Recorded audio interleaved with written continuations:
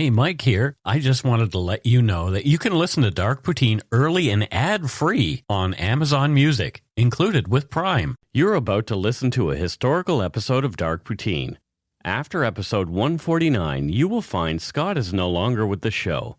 In an effort to maintain continuity and offer listeners as many episodes as possible, we are leaving the episodes in which he co-hosted intact. Thank you.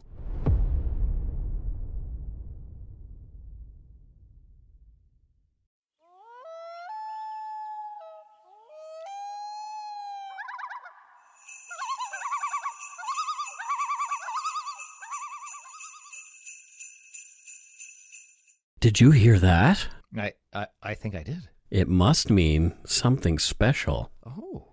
Welcome to Dark Poutine. I'm Mike Brown, creator and host. With me, as usual, is my good friend and elf-like co-host, Scott Hemingway. My bones are brittle. Yeah, and you're like an elf. I'm shrinking away. I'm petite. You're a little man. I am. Does your mom call you my little man? No, I don't think she's ever called me my little man. No. My mom used to call me Monkey. Really? Oh, yeah. I don't remember any affectionate nicknames from my parents. Oh, my God, that explains a lot. There you go. Serial killer. The views and opinions expressed during the Dark Poutine podcast are solely those of the producer and do not necessarily represent those of Curious Cast, its affiliate Global News, nor their parent company Chorus Entertainment. Dark Poutine is not for the faint of heart or squeamish. Listener discretion is strongly advised. Well, maybe not for this episode so much. We're not experts on any of the topics we present, nor are we professional journalists. We're just two regular Canadians interested in crime and the darker side of history. Let's get to it. Put on your Santa hat and hang your stocking. Grab yourself an eggnog and a Yule log. It's time to scarf down some Dark Poutine holiday style.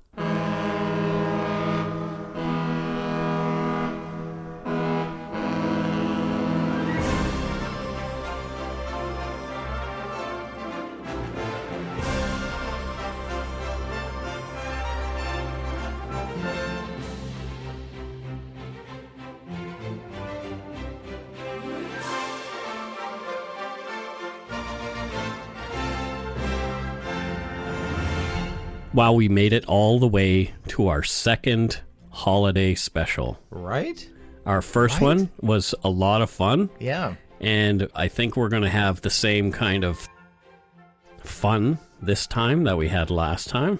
You mean serious topic? Oh my gosh, this guy is a horrible, loathsome. Let's not diminish what this man has done. Oh. And speaking of eggnog, am I the only one who really enjoys eggnog? I love eggnog. Small doses. Like, I can't drink like a giant... Well, I can have a big glass, but it's not like I can let me go back for more. But my God, in the right amount of dose, it's great. I drank a lot of eggnog one time, but there was something else in it. Oh. And I got very, very ill.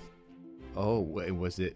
It was rum. Streptococcal? No, it was rum. Oh. So I drank an inordinate amount of rum and eggnog one time. So much wasn't about the eggnog. Well, that was just a vehicle to I'm get the certain rum it was in the eggnog. It had nothing to do with the alcoholism. Yeah, okay. All right. Perfect. Yeah. Anyway, last year we talked about a serial burglar, St. Nicholas, or more commonly, Santa Claus. He's still at large and will most likely break into your house this Christmas while you're in bed farting away and dreaming of tomorrow's turkey.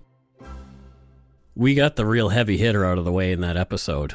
No one has broken into more houses than that guy, and he continues to do so. Not to mention his reckless speeding across the sky every Christmas Eve with his sled whipping the crap out of his reindeer. We don't really want to revisit how he treats his elves either. Yeah, I mean, I was just astounded by...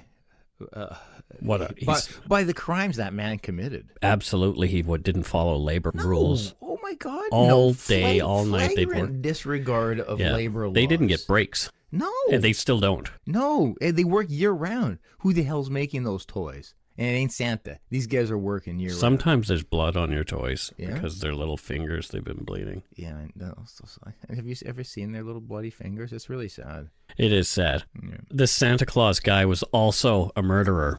He was responsible for the hit and run of an elderly woman who was walking home after a few rum and eggnogs with her family. She left behind a widower and a large family of formerly deniers of Santa's existence. Her story is told in the very sad song, Grandma Got Run Over by a Reindeer. Yeah. Yeah, you can Google that, and if you want to be horrified. It's so sad to just, when you hear the tale, especially put it. Can you imagine, like, you find your grandmother with, like, paw prints up her face and sleigh marks on her back? And No, and then to have it put into a song that people sing every Christmas. yeah, they seem to take a little glee in Like, it. that's Like, just- they're making fun. I'm not okay with that kind of, It hurts me deeply. yes, yeah. I feel deeply concerned for the planet Yeah. if people are laughing about Making little a- old ladies being run over. Making a mockery of her death in song. Not cool. No. If you haven't heard last year's episode, go back and give it a listen because we'll be taking a break between Christmas and New Year's. So, yeah, Yeah. this will be our last episode of 2018. Wow. God, we made it through a whole year. Another year. Even though the subject of this episode isn't quite the global perpetrator Santa is, he does take a page out of old Father Christmas's Book of Evil. He too is a housebreaker, but worse, this guy's a thief who is responsible for the theft of an entire town's Christmas. Yeah. I've heard of this guy. I've heard of him. He's quite. He's quite well known. He's a part of folklore. Yeah, I mean, he's been fictionalized in first in children's books, Yeah. which is kind of weird. I guess Grimm's fairy tales are very dark. Yeah. Okay. But he's also been in cartoons, multiple feature films, and there's even one in theaters now. They try to glorify this guy in some ways, and even play it down, exactly. you know? Exactly. There's even been plays and musicals. Little kids will do musical numbers in their little schools at Christmas time about this guy. Shame. Terrible. Shame. His name has become synonymous with one who hates Christmas. Many of these versions expand on the original telling of the story, but it was first told in poetic form by Dr. Theodore Seuss Giesel, or also known as Dr. Seuss. Oh, Very intelligent man. yeah. Is he a foot doctor? No. Seuss was a well-known children's author from the U.S. who wrote moral and often political tales like Horton Hears a Who and Green Eggs and Ham. In 1957, however, Dr. Seuss penned a holiday-themed story about a crime that rocked the small town of Whoville, titled How the Grinch Stole Christmas. This original telling and the cartoon, also written by Seuss 9 years later, will be the source material that we'll reference here. All of those other subsequent Hollywood versions, I don't believe are canon. I'm not sure of the veracity of the facts that they're delivering. I think they've sillied it up. As happens. As happens. You know, and it's irresponsible. Yeah. People want to sensationalize. Exactly. You might be saying that, Mike, it's not a Canadian story, but I disagree. Mm-hmm. The Grinch lived on Mount Crumpet. Yep. And the only Mount Crumpet I can find is right here in British Columbia. Yeah. It's about 66 kilometers north of here, Yep. near Squamish. Yeah, beautiful. We've been there. So if you are up on top of Mount Crumpet, looking down is a small town. And that town is Squamish. Mm-hmm. What I think is that Seuss changed the names to protect the innocent. Just like a good movie should do. Exactly. So Squamish became Whoville. But your research is impeccable. I think you nailed it. It's very easily verifiable with a simple Google search. Search Mount Crumpet, that's Crumpit, and Squamish, and you will see that some people actually believe this is Whoville. Yep. So Squamish is Whoville. Mount Crumpet is where the Grinch lives. Yeah. Or lived. It seems so clear-cut that is the case. Speaking of clear cutting, Squamish was actually a logging town to begin with. So you like that segue? That was a beautiful segue. It's interesting. I don't know. Usually here in Canada, we have publication bans on things involving children. Yep. And as there were a lot of children in this tale, perhaps everybody's name becomes who, their last name becomes who. I mean, you've got to protect the innocent. So and the who are they? Yep. They are the residents of Squamish. Yep. So Nailed it, people in Squamish, dude. people in Whoville are tight-lipped about this case that happened sometime in the mid-50s, the 1950s, and when it was a logging town of hard-working Whos. Okay, yep. I've chatted with some of the Whos in Whoville, and no one seems to remember these events. But I'm not sure if everybody's being truthful with me. It might be that it was a long time ago, and there's no one left who really remembers. The older folks we spoke with, however, were quite cagey. They would stare at me blankly or tell me I was off my rocker for asking them about this. So, is it a cover-up? Well, I think a few things. There's a couple reasons why you wouldn't want it. The town wouldn't want to talk about it. You don't want looky-loos. Right. You know, you don't, it's like, okay. We talked about in the Ed Gein episode. We did. It's like, okay, we've been through enough. Like, we want to move forward. Like, we can't keep having people come in, Mike, and bringing this tale up, Mike. Okay. So, yeah, you're right. So I think like that's it.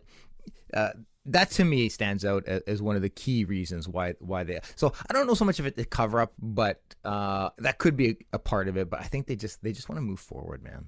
So the name Grinch, Yep. I looked up the name Grinch because it has to be some pseudonym of some sort. So I went to Canada 411. .ca, and I looked there, and there's no Mr. Grinches anywhere in Canada that I can see. In fact, it did bring up one hit for the name Grinch, and there is an actual Grinch Realties in Montreal, Quebec. And so maybe they're relatives, or again, maybe they're familiar with the story and making fun. I hope it's not the latter. Well, people are irresponsible like that. So. It's true. Anything to get eyes on your companies. But maybe we're completely wrong. I didn't call Grinch Realties because I didn't want to deal with the negativity that I've been dealing with every time I ask somebody about Whoville. And do you think they're all going, no, he was our great uncle? No, they're not. No. So here's a bit of the story.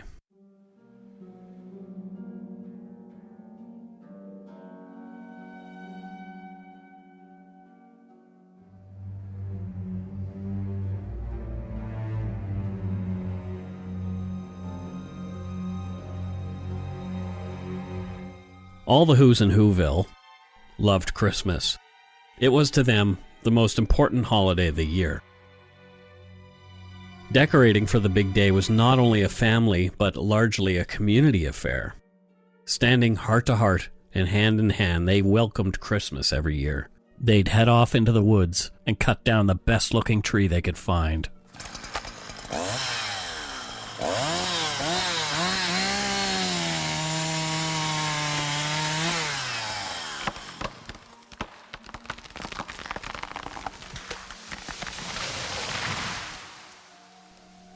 Then they'd drag the majestic, now dying tree back to Whoville through the ever-present snow.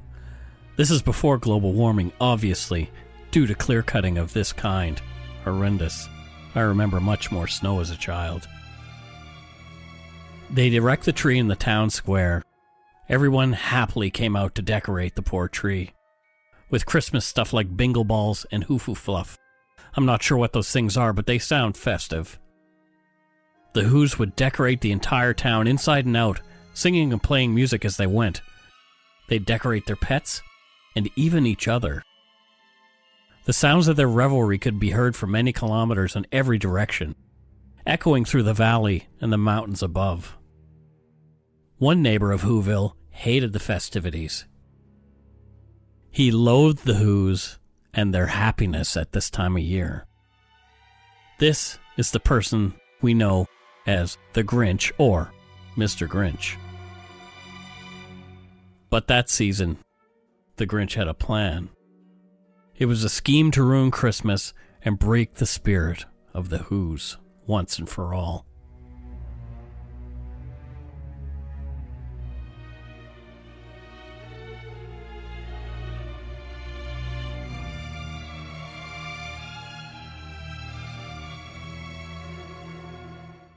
Like how murder is the worst crime, but in many regards, this is up there. Like that Christmas, like this is a time universally that it's about Joy, happiness, love, togetherness. Togetherness, yeah. Like, who wants to ruin that? What kind of a person? Well, clearly the Grinch. Yes, but I mean, like, But we'll dig into it. You may actually come around to this guy. I don't think so. Like, how that's going to be challenging. I actually warmed up to him as I was writing. Well, I'm going to try to stay open, but my hate scale is Okay, yeah, right now. Yeah. So it's okay to be there right now. So who was the Grinch?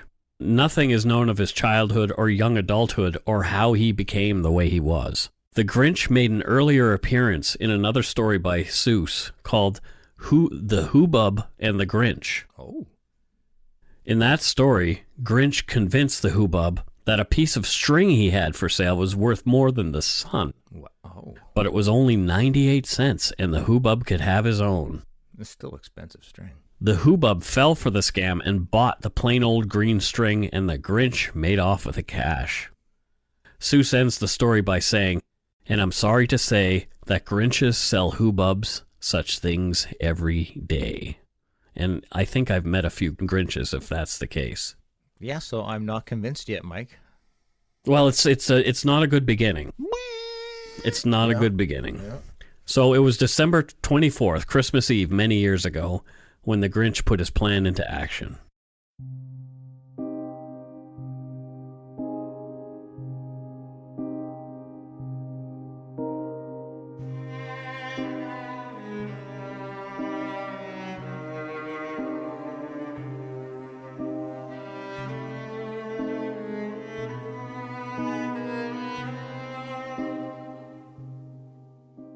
The Grinch was staring down over the valley, watching the Whos do their thing, wishing he could stop Christmas from coming.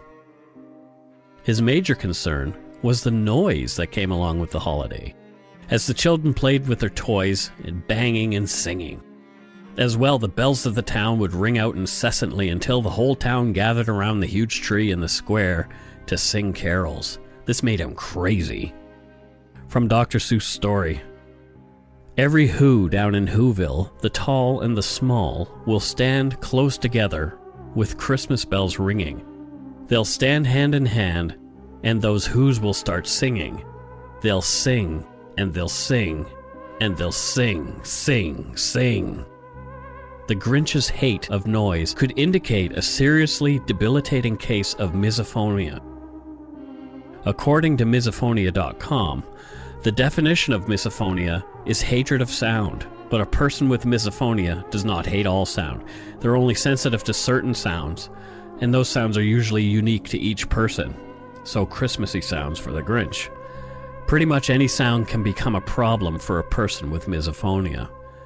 Often, these sounds are some kind of background noise. Another common type of trigger sound is mouth and nasal noises, chewing, sniffing, etc.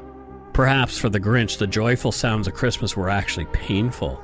We in no way mean to offend or minimize the experience of actual sufferers of misophonia. We're aware that the pain some people feel upon hearing certain sounds is real, and we personally know sufferers. We are simply trying to explain the behavior of the Grinch and want to leave no stone unturned. The Grinch had an idea. What if he stole Christmas? No, that's a stupid idea. Well, why would anyone want to do such a thing? Well, I guess maybe to shut the noise off, but exactly. Also because he's a jerk. Well, what do you think was wrong with this person? Clearly, maybe if we're gonna dig into this, some childhood traumas. Maybe he never got a Christmas. He was always he was beaten viciously at Christmas time. Well, and so those things would be horrible. They would be, but they don't justify thefting Christmas from everybody in Whoville. By taking away every tree, ornament, decoration, and gift, he might be able to prevent the noise that he claimed to have been torturing him for 53 years. There have been many attempts to determine which sort of psychological and physical issues the Grinch may have been tormented by. We've already talked about misophonia, which could have been just one of the plethora of problems the Grinch was saddled with. Yep, still no sympathy from me. I love Christmas. My kids love Christmas. Screw this guy. So it was also said that his shoes were too small. Then get bigger shoes. Some people even said that his head wasn't screwed on quite right. That could have been metaphor, though. You know? I'm thinking so. I mean, I don't think he was assembled. Probably one of the best descriptions of the Grinch comes from the song "You're a Mean One, Mr. Grinch." Mm-hmm. And it was sung by the amazingly deep voice of Thurl Ravenscroft. What a great name. That is fantastic. Ravenscroft also spent over 50 years as a voice behind Kellogg's Frosted Flakes spokesman Tony the Tiger. Oh my God! They're really? great. Oh, I love that, man. We'll break down a few of the song's verses to better understand the Grinch's twisted psyche and what he might have been about. So it begins, "You're a mean one, Mr. Grinch." Clearly. I agree. Maybe people had other experiences with him that made him appear mean, too. "You really are a heel. You're as cuddly as a cactus. You're as charming as an eel, Mr. Grinch." Which are not cuddly nor charming. No, so he had a crappy personality and was prickly and had no charisma. Exactly. I concur. It's also said that he was a bad banana with a greasy black peel. Oh my God. That's the worst. It sounds like a bad apple. He does. He couldn't get in the Ember Yard. Well, I would let him in. Oh my God, Mike. Then you deal If with he him. could answer the questions. Then you deal with him. Yeah, fair enough. Well, at the very least, he was grumpy. Yeah, clearly. The next verse goes, "You're a monster, Mr. Grinch. Oh. Your heart's an empty hole. Your brain is full of spiders. You have garlic in your soul, Mr. Grinch." Well, now, if those were actually physical ailments that he suffered from, I have some empathy. I think that's more metaphor. Oh. An empty heart, a brain okay. full of spiders, and a garlic in his soul could indicate major depression. Wow. And I can empathize with that. Perhaps he suffered such a terrible case of seasonal affective disorder or SAD. That would go a long way to explaining his particular loathing for Christmas. I think we need to recognize, though, that understanding doesn't mean agreeing. I understand that might be what I it is. have been personally diagnosed with seasonal affective disorder. You see this light I do. here that I have to use every day. Yes. Otherwise, I go insane. Yes, but that... And I become grumpy. And I understand that, Mike, but that if you wanted to steal Christmas from everybody, I still wouldn't be cool with it. I Well- could understanding and agreeing are different. If only I could have bought the Grinch a light Where would he plug it in? He lives on a bloody mountain. in a cave. Yeah. From MayoClinic.org's article on seasonal affective disorder, SAD begins and ends at about the same times every year. Oh. If you're like most people with SAD, your symptoms start in the fall and continue into the winter months, sapping your energy and making you feel moody. Less often, SAD causes depression in the spring or early summer. Treatment for SAD may include light therapy, medications, and psychotherapy, all things that I endorse and have made me feel better. See, so you seek treatment to improve those. He didn't. I mean, I get it at different times. Well, it was the 50s. I get that. But he's not doing anything. Here's some signs and symptoms of seasonal affective disorder. Oh, God, I'm afraid I'm going to be diagnosed after this. Feeling depressed most of the day, nearly every day. Losing interest in activities you once enjoyed. Having low energy. Having problems with sleeping. Experiencing changes in your appetite or weight. Feeling sluggish or agitated. Having difficulty concentrating. Feeling hopeless, worthless, or guilty. And having frequent thoughts of death or suicide. So I think that's what the Grinch was going through. There's no way that anybody who is miserable as him is not depressed. I don't disagree, Mike. He needed help, Scott. It just doesn't justify his actions, is all I'm saying. I get that, but that doesn't make it okay for him to behave the way I'm not justifying his behavior. I am just trying to it seems like you are. to help explain it. Fine. To humanize him. Okay. To de-Grinchify him. I get what you're doing. From a CBC article, the Grinch appears to be suffering from an almost textbook case of antisocial personality disorder with depressed mood, said Todd Hill, a clinical psychologist in Halifax. Symptoms include failure to conform to social norms, Yeah. deceitfulness, Yeah. irritability, and aggressiveness. That is the best description I think I've ever seen of the Grinch. Textbook antisocial disorder with a depressed mood. Yeah, no, I agree. I can support that. Christmas can bring out the worst in most people, said Hill, noting all of his clients in the last 3 weeks have complained about stress and pressure they feel to buy, visit, and fulfill some impossible ideal of holiday happiness. It's a stressful time of year. Yeah, I don't disagree. And I felt that like that for years. Yeah. Me too. I get it. There are some stranger points with the Grinch too. He's green. This is something we need to get to the root of. So here's what I think causes the green color. Oh, okay. I think I can explain this very, very well. Okay. So another more telling verse of You're a Mean One, Mr. Grinch calls him a sinful sot. A sot, according to Webster, is an alcoholic or habitual drunkard. Yeah. Perhaps this was his method of self-medicating his depression. Yeah, probably. If he had been doing it for as long as he claimed to be suffering, even 40 of those 53 years would be hell on his liver. Yeah. And he could be suffering from cirrhosis of the liver. Oh. Which is a real and eventually deadly result of chronic alcoholism. Yes. If he was suffering from cirrhosis, he would be jaundiced. Okay. And taking on a yellowish hue. Correct.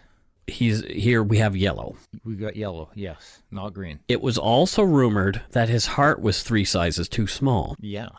So he may have been suffering cyanotic congenital heart disease. So sufferers take on a bluish hue. Oh. As they are not receiving enough oxygen. So you mix yellow and blue. And what do you get? You get green. Oh, that's, so wow. The Grinch had this congenital heart disease. Yeah. He had cirrhosis of the liver. Yeah. He's depressed. He's got antisocial mood disorders. Yeah. Sounds like he's a pretty messed up cat.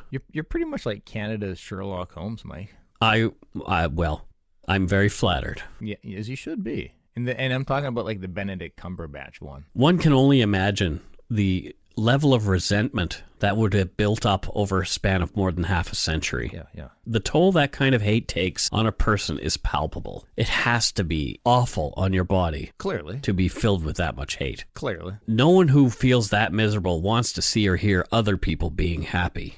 Yeah, and again, I've been there, but I didn't ruin everybody else's lives. Just a handful.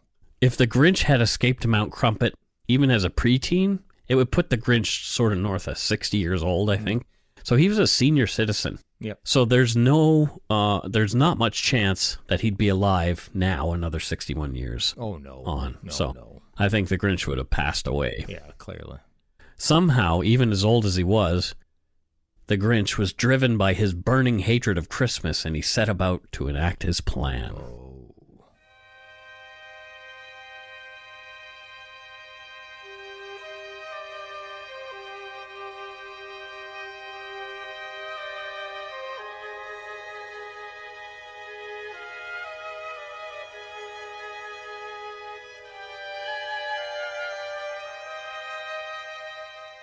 First he thought, if he were to dress as Santa Claus, he'd be able to explain his presence to anyone in the town that night. Very deceptive. With his dog Max acting as forced labor, the Grinch created a Santa suit from crap he had laying around in his cluttered and dirty old cave. Not having a reindeer, the Grinch tied heavy antlers to Max's head. He went to work in the dark. He loaded up his busted old sled with empty sacks and a ladder, again forcing Max into service pulling the sled. A poor dog. This was unnecessary as the momentum carried the sled down the side of Mount Crumpet quite easily. He went house to house, sliding down the chimney Santa style, stealing every single Christmas-related item in each residence right down to the Christmas trees. He stole candy canes out of the hands of sleeping children. He even took food from the families. From Dr. Seuss's story. Then he slunk to the icebox. He took the Who's feast. He took the Who pudding. He took the roast beast. And he didn't even like roast beast. He cleaned out the icebox as quick as a flash, while that Grinch even took the last can of Who hash. I'm telling you, I've always wanted some Who pudding, though. I'm a big pudding fan, and I'm curious. It's one of Carol's favorite words is pudding. It's a great word, and it's yummy. But yeah, again, this guy's a douche. In one of the homes, the Grinch was caught in the act of stuffing their Christmas tree up the chimney by a precocious 2-year-old named Cindy Lou Who. Yeah, we all know Cindy Lou Who. What? Oh, Beautiful little girl. My heart. She asked why he was taking their tree. Yeah. Thinking fast, he lied to the youngster, saying he needed to repair the tree's faulty lights at his workshop and he'd bring it back. Cindy bought his fibs and she went back to bed. Can you imagine your kids running into this kind of old creep in your house in the middle of the night on Christmas Eve? Well, that's what I keep doing. I keep putting my daughters in place of Cindy Lou Who, and I'm picturing sweet little Bibby. Yeah. Seeing some green entity stealing our Christmas tree. And she'd be so sweet to be like, oh, okay, I believe you. And then in the morning, she'd be heartbroken. Mike, can you picture little Bibby crying where the tree used not to to be? mention she would probably feel guilty for not waking you up to tell you about it. Probably. She doesn't need that kind of... That she would take that victim's guilt and internalize it, and it would ruin her forever. She doesn't need that. And her big sister Violet would be just trying to comfort her. And we would, as parents, feel like we have failed. Like, screw you, Grinch.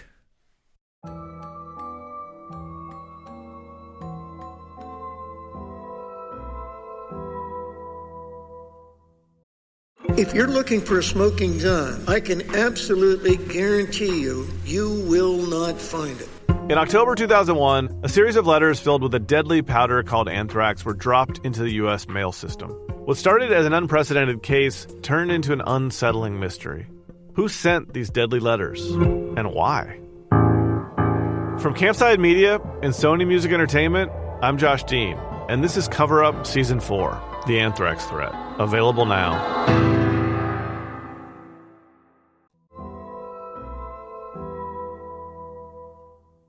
The Grinch finished his work, stealing everything Christmassy from every home in Whoville, and he loaded it all onto his sleigh. He took all the outdoor decorations as well as the large tree from the town square. He took those infernal bells, too, so the Whos would have nothing to ring. The population of Whoville at the time must have been around 5,000, so it had to be quite a haul of thousands of kilograms piled up on his sled. It's unclear how he got everything back up to the top of Mount Crumpet. Seuss claimed 10,000 feet, but I think that was poetic license that he was taking, as the summit is just over 1,000 feet. His dog Max was the size of a beagle. It's hard to imagine the extremely vicious amount of whipping that would have enabled such a small dog to get up this mountain, which is very steep in parts. Some believe that the Grinch may have been using a snowmobile or another vehicle of some sort to move such a large load so high up.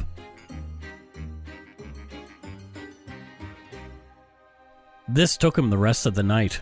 It's rumored that the Grinch made it to the peak of Mount Crumpet as dawn was breaking. His intent was to dump Whoville's Christmas goodies down the side of the mountain, destroying the lot of it.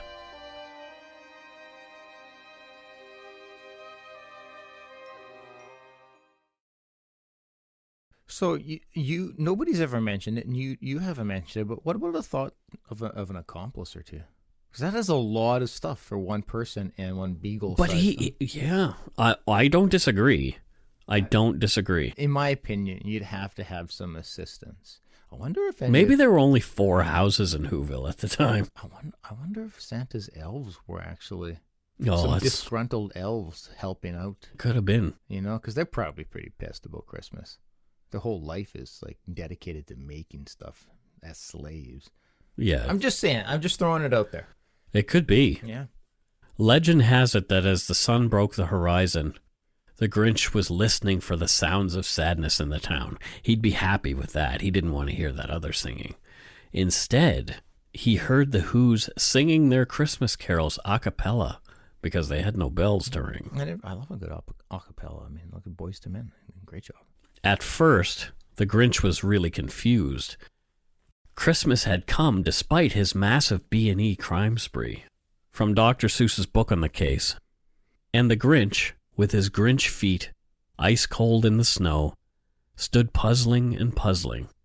How could it be so? It came without ribbons. It came without tags. It came without packages, boxes, or bags. And he puzzled 3 hours till his puzzler was sore. Whew. That's a lot of puzzling. And you don't want a sore puzzler. No. I've had it a couple of times, and I can't imagine standing in the snow and thinking for 3 hours. No, you need ointments. Or unguents. Oh, wow. Like how I went there. Or a poultice. Wow. Somebody's been playing some Red Dead Redemption. Yes, I must have been. Here's where things get a little weird. At least they've been pretty weird so far already. I'm just saying. Really?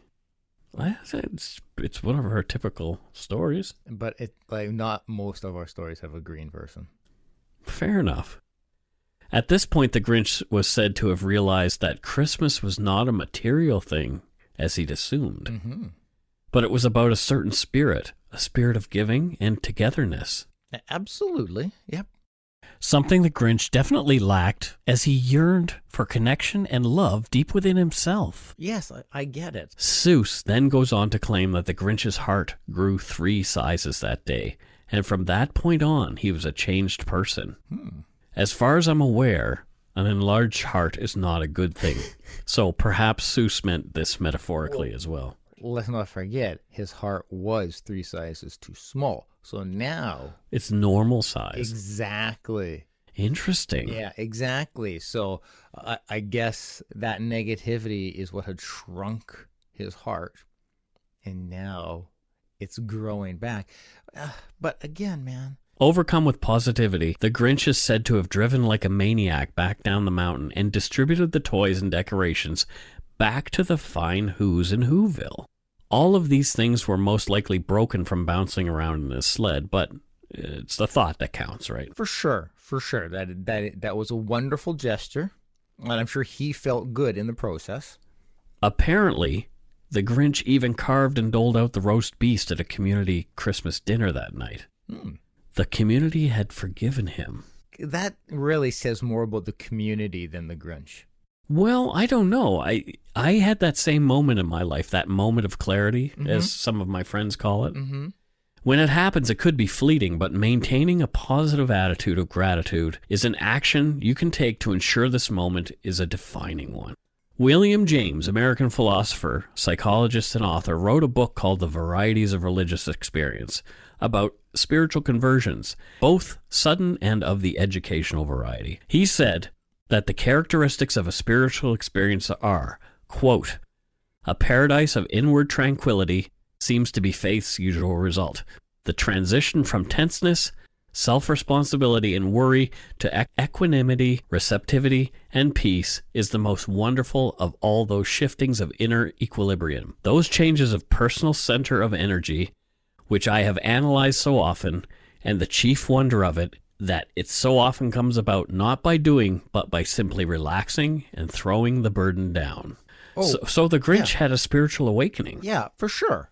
For sure. And I'm sure what that's like that's the path to redemption right there. We all love those stories. We all love a good turnaround and a comeback. But I wish all our stories could end with redemption. For sure. Real change and forgiveness in the community. Yeah, absolutely. I've seen it. I've seen redemption. I've felt it. Yes. I've seen people crawl out of hell in real life, and I've clawed my own way out of my own hell with the help of a few amazing humans. The holidays are a hard time of year for a lot of people. Mm-hmm. They miss family, dwell on the hard times of Christmas's past or better days. I found the holidays difficult myself for years and years, but I have lots of friends and family that I can lean on. Even if they don't understand why I'm blue, they're there for me. Oh, he's green, you're blue. You know? Knowing I have people in my corner means the world to me when the demons take hold. Absolutely.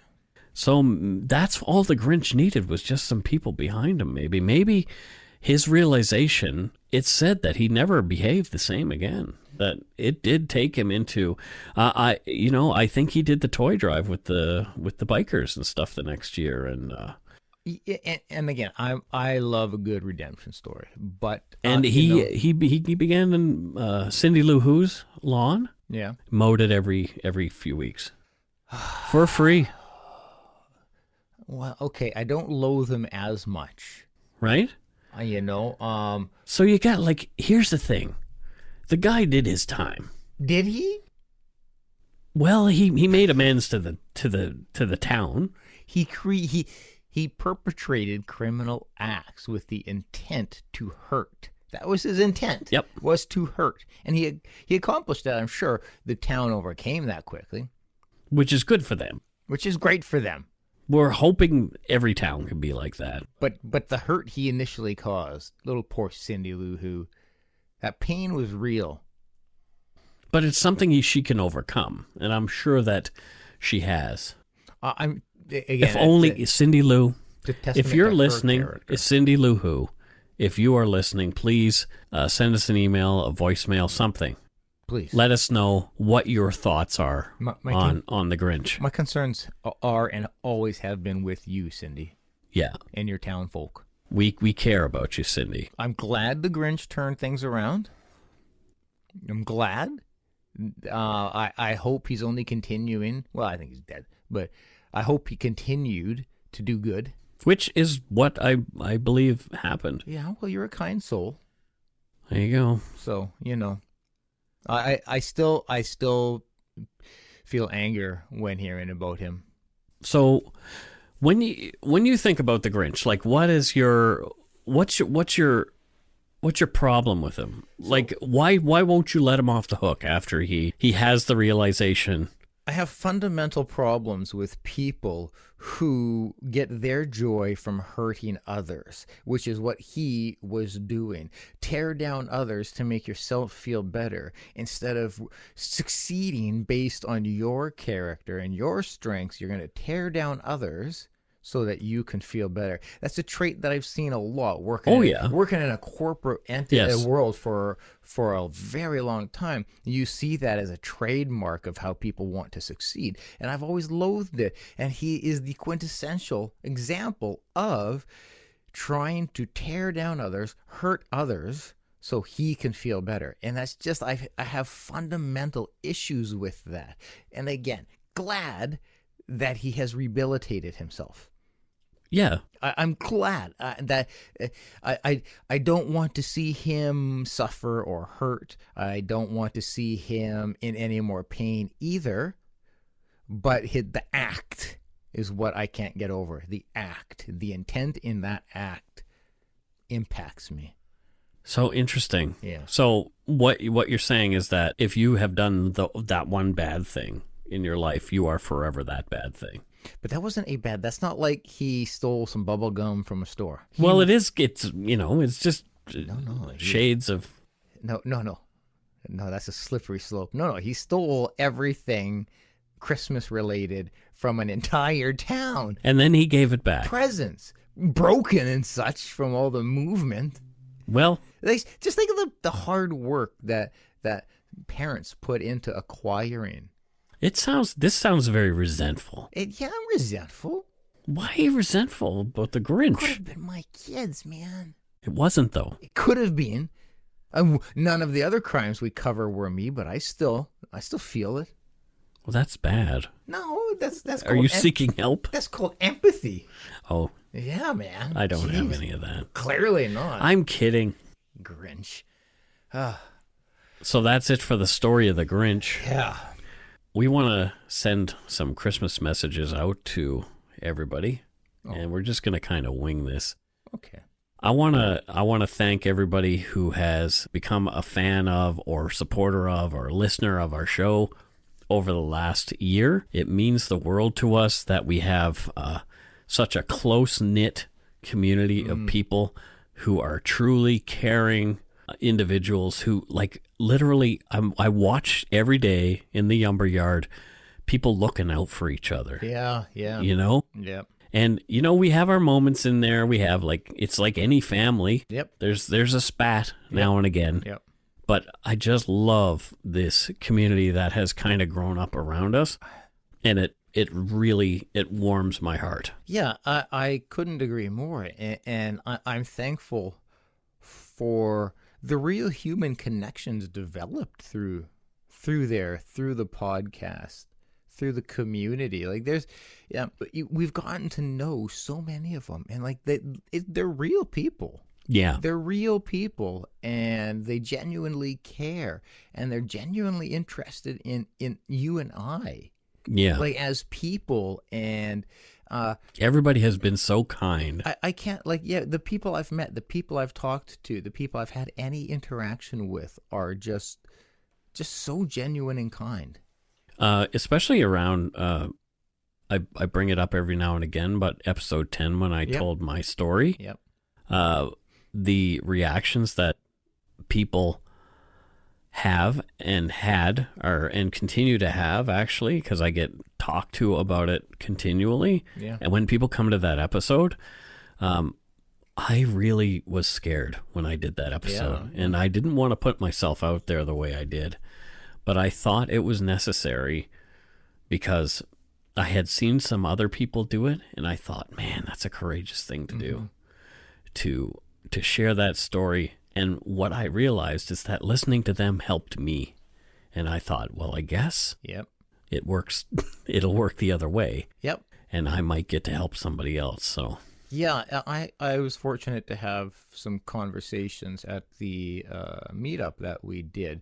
I was able to share my story with a couple of the people, and the sincere empathy they showed towards me, and compassion is, again, it's you can tell when things are contrived, you can tell when reactions and responses are canned, and you can tell when they're genuine. Yeah. And the people genuinely care, and it's just, I love our little community. I love it.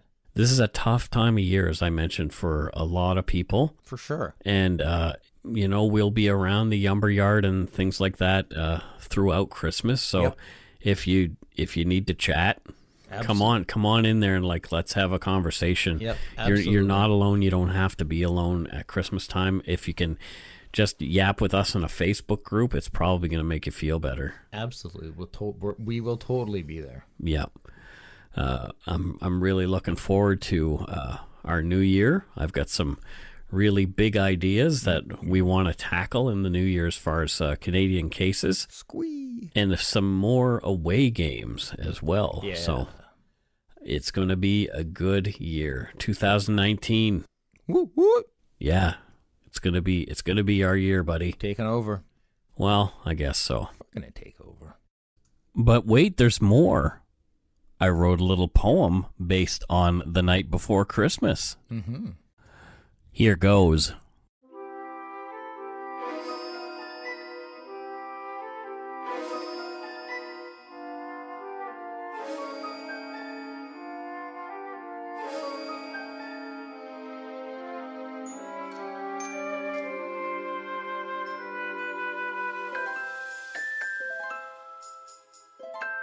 'Twas the night before Christmas when all through the lumber yard I was practicing Patreon names that I thought were hard. The stockings were hung by the fake fireplace with care, in hopes that a story for the next episode soon would be there. The good eggs were nestled all snug in their beds, while visions of Nanaimo bars danced in their heads. Carol in her PJs and I in my toque, thinking about my browser history making me look like a kook. I was reading an article dealing with blood spatter when I was surprised by a photo of someone's brain matter. Away to the toilet, I flew for a barf, and when I got there, I threw up on my scarf. My barfing woke Carol, who jumped out of bed. She ran up the stairs thinking me dead. No, there I was, head hung over the crapper. She snapped a quick photo of my looking so dapper. Into the lumber yard she went, posting the pic. She continued to giggle as I was real sick. Just then came a knock, unexpected that late. Carol yelled to the knocker, "Hang on, please wait." Carol bounced down the stairs to go say hello. I had stopped barfing, my legs still jello. I wobbled down too as Carol's eyes filled with wonder. Standing there in the doorway was Scott, back from down under. His pale skin was blistered and burned to a crisp. He'd gained no weight at all. He was still a wee wisp. "Welcome back," I said, "but why are you here?" He said to wish you Merry Christmas and a Happy New Year. I pointed to the clock, noting it was quite late. Scott frowned, looking sad, and said, "Sorry, mate." He came inside anyway and opened his bag. He explained he couldn't sleep. He had awful jet lag. He opened a satchel, and out came the goodies. Some Tim Tams for Carol and a couple of hoodies. Scott grinned as he dragged out the last thing, which gave me a fright. From his backpack he pulled a huge jar of Vegemite. "You put it on toast," he said with a shit-eating grin. I grabbed it from him and threw it right in the bin. We laughed and we hugged and we said welcome back. We have stories for the new year. We'll be right back on track. After the hugging, Scott gave us high fives. Then he ran to his Mazda, double parked in the drive. He gave us a yell as he drove out of sight. Happy Christmas to all, and to all a good night.